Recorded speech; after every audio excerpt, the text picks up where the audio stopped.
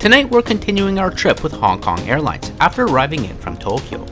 The airline connects popular destinations such as Sydney, Melbourne, and Vancouver, so it's time to see how Hong Kong Airlines operates their long-haul flights. I found the regional routes okay, and I'm on the hunt for a bit more. Will we enjoy the flight, and will we get into the lounge? Come along and let's find out. Good evening and welcome back to another video. I just landed in Hong Kong from my flight from Tokyo, and we're going to continue on our way to Sydney with Hong Kong Airlines. We're going to check out their long-haul economy product on one of their A330s for an overnight flight, which is set to depart at 10:25 p.m. So come along as we go from A to B. Let's start by checking out the Hong Kong Airlines transfer experience in Hong Kong, of course, but we're settling in for the overnight flight. I arrived and was subsequently spit out back into the very quiet Terminal 1 midfield concourse, which is home to gates 201 to 230. It appeared dark with not too much going on, plus I wanted to grab a bite to eat. Thus I decided to check out Terminal 1 since my gate wasn't even posted on the screen. So I just boarded the train to go to Terminal 1, I think it is. Also the 200 gates, that's where I came out of. They said the train ends at 8 p.m., but my screen doesn't have the flight number for the 10:25 flight. So it's my first time in Hong Kong, so I figured I might see Terminal 1 for a little bit and get to ride on a little train. Though much busier and lively than the concourse, with the 8 p.m. deadline of the train looming, I really didn't have that much time to check out Terminal 1. After scouting out the place for a future layover, I headed back. If you do have any recommendations though to kill a few hours here, such as a good place to grab a bite to eat, drop it in the comments for everyone and maybe I'll hit it up next time I'm here. My next side mission, in addition to grabbing a little nibble, was to gain entry into the Hong Kong Airlines lounge. So I looked online, and apparently for connecting passengers in Hong Kong for flights to Sydney, Vancouver, and I think somewhere else, they can actually get into the lounge and for economy passengers. So worst case in Ontario, they'll say no, but it's worth to ask. So yeah, we have promotion for passengers who flying from Hong Kong Airlines and connect to Sydney. Yeah. But this flight is not on the list. Oh really? Yeah. Okay. Because not all the flight can have the lounge access. Oh, I see. Yeah. Okay. I'm just curious, what flights like with its connecting is okay for? Are you talking about from Tokyo? Yeah, I don't know. It's 6:07. The schedule should be in the morning from Narita to Hong Kong. And then the other one is 6:11. But no 6:05? No. Okay. I thought I would ask anyways. Thank you, no problem. No worries. Thank you. Bye-bye. Okay, that's a little weird. It didn't work. But it was only for particular flights that you can get into the lounge when you're connecting it. And I was on flight 6:05 from Tokyo, and I think she said 6:07 or another one from Tokyo is okay, but this one is not, which is really weird. But we tried it, it's okay, but I need to go charge the battery and get water, and there wasn't too many snacks on the previous flight, so I'm going to get some stuff for this flight because it's a little longer. With the second strike of the evening, I settled for a bowl of sweet sour soup with noodles on the shop on the main floor under the escalators there. But this was very enjoyable, and I would recommend it if you find yourself in the midfield concourse. Today we'll be departing from gate 205. Although no one was at the gate when I arrived, our A330 was, with preparations underway for tonight's flight. So when did Hong Kong Airlines start this once daily route? I'll leave a quiz in the top corner where you can take a guess and see if you get it right.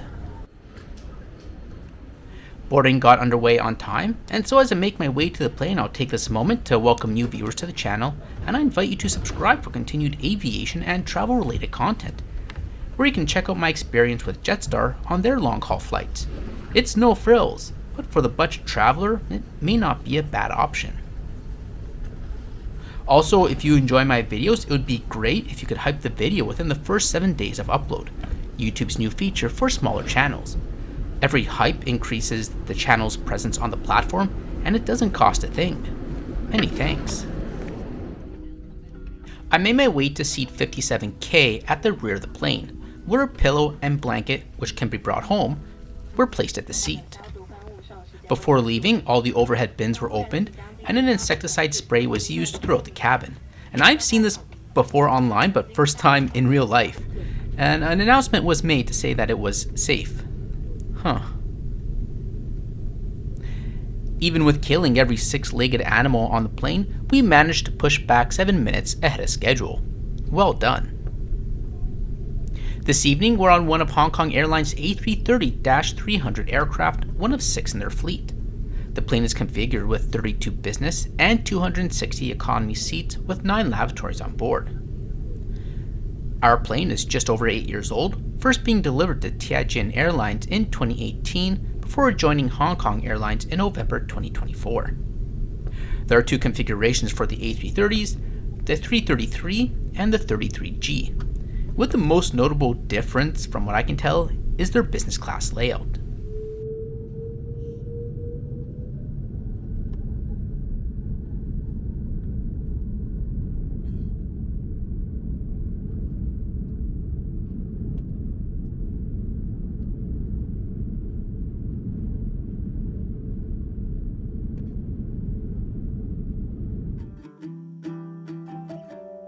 It would take 10 hours to cover the 4,600 miles to Sydney with an arrival time of 10:55 a.m. Before the initial meal service, a few odds and ends were passed out. First was a wet towelette and earbuds, followed by the customs card and a water bottle, which I appreciated since it's pretty dry on the planes. There were 2 options for dinner, a beef dish and a chicken pasta, I believe. Of course, I went with the beef dish, and wow, it looks savory, doesn't it?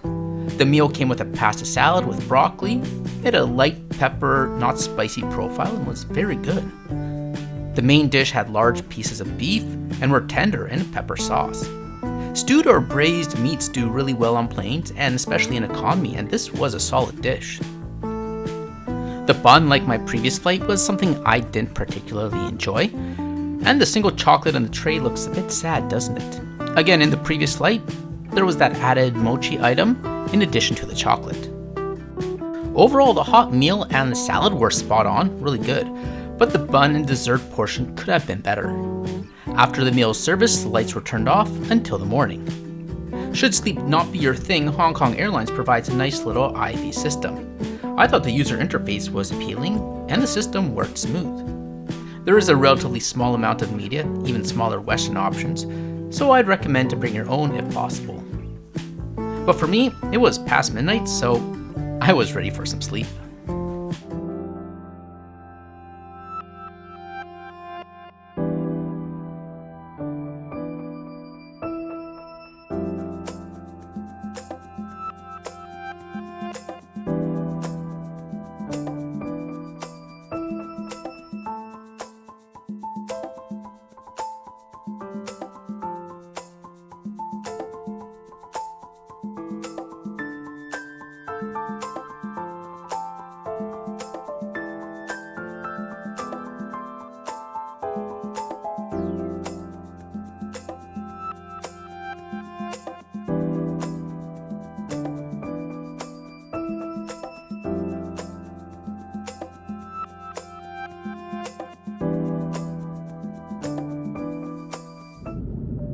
Now that the sun is up, we can get a better view of what you can expect in economy. The cabin is laid out in a 2-4-2 seating configuration for the most part, with the last few rows dropping down to a 2-3-2 arrangement with red carpeting and seats. I thought the purple glow of the IFE system worked well too. The seats were designed well for long-haul travel. They were comfortable with the adjustable headrest, and for someone who doesn't sleep well on planes, I had a great sleep. Seatback had an adjustable IFE screen, a literature pocket which contained the safety card, a foldable seatback table, very nice, and a 3-part pocket.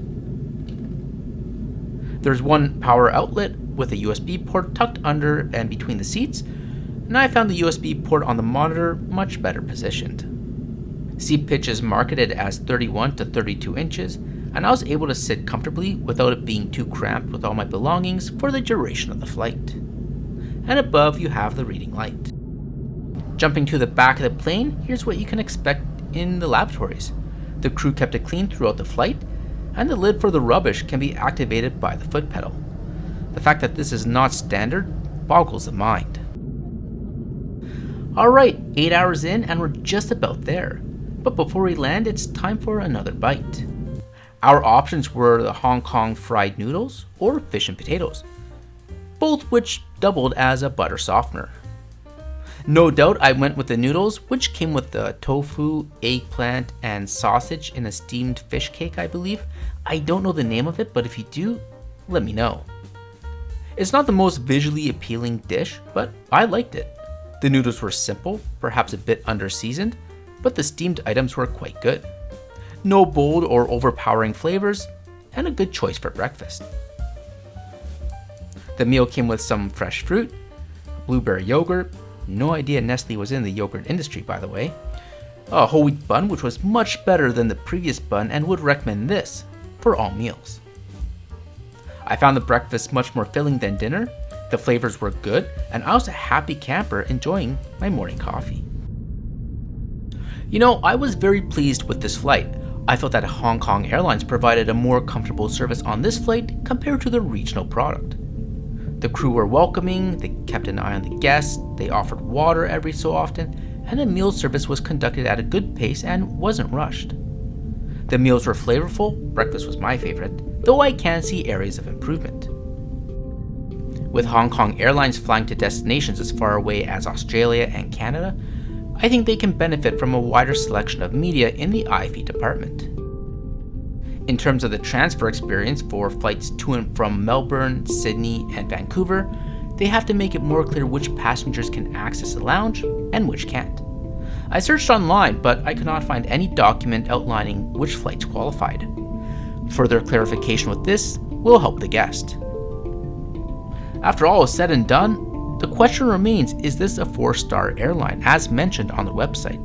And from my experience, I would say yes. There are certainly better and worse economy products out there, and there are areas of refinement. But I would have no problem flying Hong Kong Airlines yet again. But let me know what you think.